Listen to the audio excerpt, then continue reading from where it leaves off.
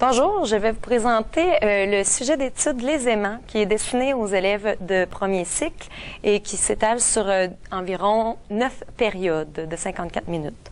Le sujet d'étude des aimants commence d'abord par l'observation, la manipulation, l'exploration dans la classe de diverses sortes d'aimants de toutes les sortes. On a dans la trousse, entre autres, une variété d'aimants, mais il peut y avoir aussi les aimants qui sont utilisés en classe par l'enseignante, tout simplement. C'est l'occasion pour les enfants d'explorer leur classe, d'aller vers la chaise de leur enseignante, de se promener sous les bureaux et découvrir les différents endroits où est-ce que ça peut être aimanté. En deuxième temps, les enfants auront à faire un classement des aimants qui sont, ou plutôt des objets qui sont non métalliques et d'autres qui sont métalliques. Dans la trousse, on retrouve également des objets non métalliques et d'autres objets métalliques de toutes les sortes. C'est un moment où est-ce qu'on peut utiliser aussi d'autres objets dans la classe et de les classer à l'aide de grands cerceaux par terre. Et par la suite, les élèves auront, à l'aide toujours de l'observation et de l'expérimentation, de découvrir la force d'attraction des aimants.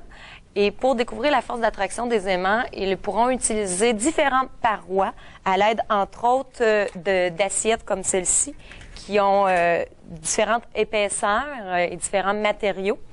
Et ils pourront vérifier à quel endroit, sur lequel de ces parois, laquelle de ces parois-là, l'aimant est le plus efficace.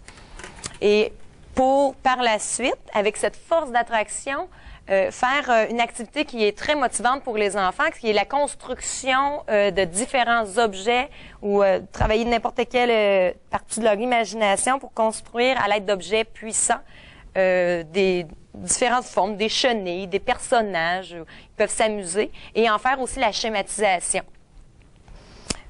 Par la suite, on ira toujours par observation découvrir la barre aimantée, donc pour en fait faire la polarité, le nord et le sud.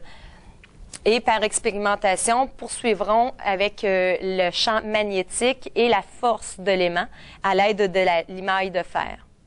Un défi qui pourrait être réalisé à la fin de l'activité avec les enfants est de réaliser un objet personnalisé aimanté ou un petit théâtre de marionnettes aimantées.